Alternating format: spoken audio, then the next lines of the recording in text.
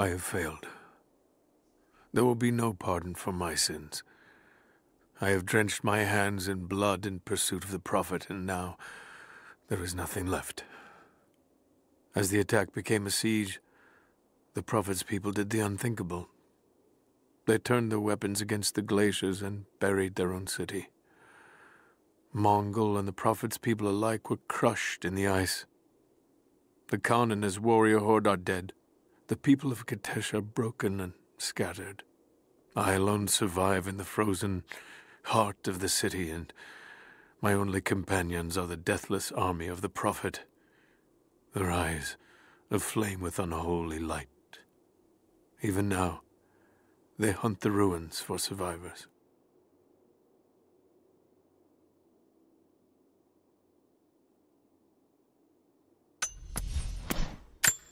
God is testing me. I've scavenged weapons and tools enough to survive. The Khan once demanded I learn to draw a bow and fight like one of his soldiers, and I am grateful for that. He gave me his own arrows, made for punching holes in armor. The ice around me provides all I need to drink, but it runs red with blood. The Prophet's army now patrols a dead city. These are not the soldiers who first met us at the city gates. They've been changed somehow.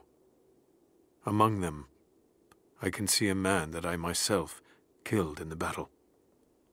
The old legends say that those who looked upon the divine source relinquished their very souls to it, attaining immortality. If this is true, I will surely perish here, buried with the secret I was sent to find.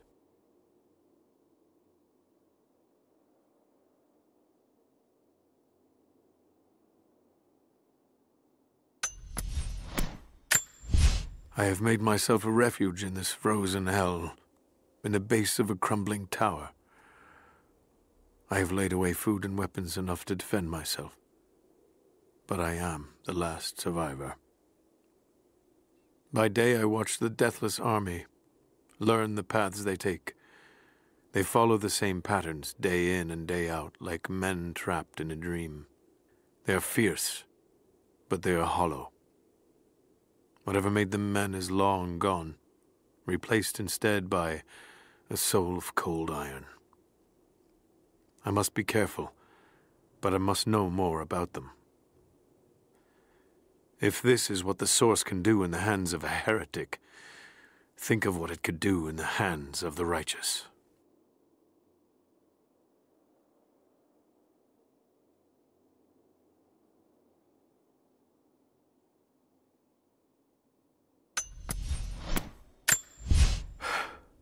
At last, I killed one of the deathless soldiers. I tracked him through the day until he was alone. He seemed to sense me before I struck, as if he knew the sound of my bowstring. He was strong, but I am clever and I have faith. My arrows pierced his flesh, but he fought on until I placed a shot between his eyes. Even then, he managed to wound me before I caved in his skull. His body caught fire and fell into ash before my eyes. It has been hours since he died, but his ashes still smolder, hissing and popping in the darkness. I do not believe this is his end. The Source has a great and terrible sway over those it touches. I must know what happens next.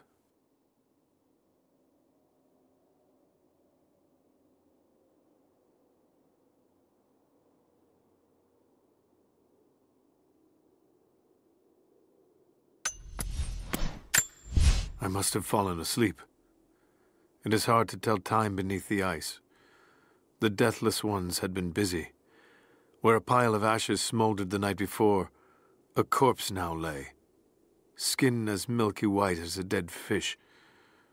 As I watched, the dead man breathed, a clicking death rattle in reverse, as he sucked air in for the first time in a day. Then he looked at me, and I recognized him at last. I killed this man once before during the battle, and he has not forgotten.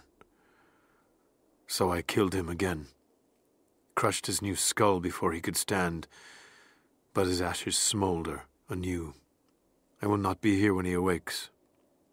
The cold look in his eyes was like a promise. Like the phoenix, he will rise again and again, each time more determined to end my life. If I stay, sooner or later he will succeed.